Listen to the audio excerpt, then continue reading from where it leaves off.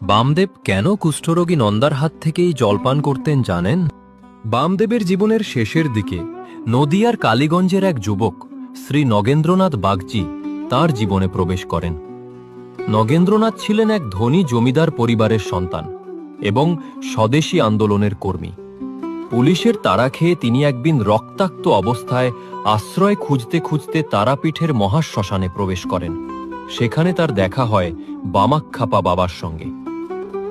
ক্ষপার মুখ দেখেই তার অন্তরে এক অজানা শান্তি ও ভক্তি জেগে ওঠে। সেদিন থেকেই তিনি সংসার ত্যাগ করে বামদেবের সেবায় নিজেকে সমর্পণ করেন। বামদেব নগেন্দ্রনাথকে স্নেহভরে লগেন বলে ডাকতেন। লগেন বামদেবের জীবনের শেষ দিন পর্যন্ত তার পাশে থেকেছেন। এমনকি অসুস্থ অবস্থায় যখন বামদেব নিজে কিছুই করতে পারতেন না, লগেন নিজের হাতে তার সেবা করেছেন।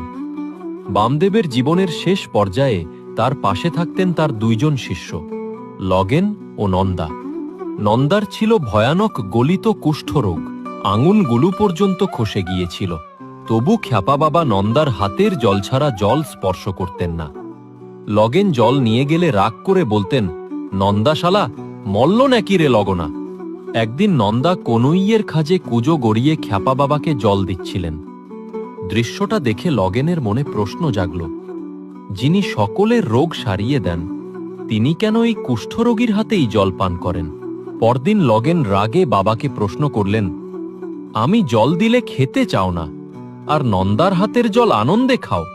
যদি তার হাতের জল পবিত্র হয় তবে তাকে ভালো করে দাও না কেন বাবা?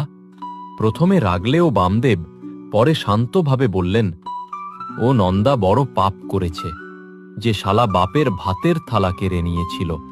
আমি চাইলে এখনই ওকে ভালো করে দিতে পারি, কিন্তু এই কষ্টই ওর মুক্তির পথ। আমার কাছে থেকে জল খাওয়ানোই ওর পরিত্রাণ। পরের জন্মে আর ওই শালাকে কুষ্ঠ নিয়ে জন্মাতে হবে না।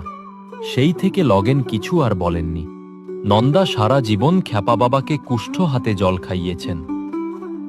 বামদেবের দেহত্যাগের কিছুদিন পরেই নন্দাও মৃত্যুবরণ করেন।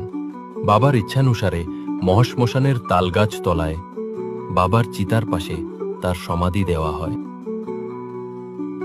এই রকম আরও তথ্য জানতে ফলো করুন আমাদের ফেসবুক, ইনস্টাগ্রাম এবং ইউটিউব চ্যানেলে।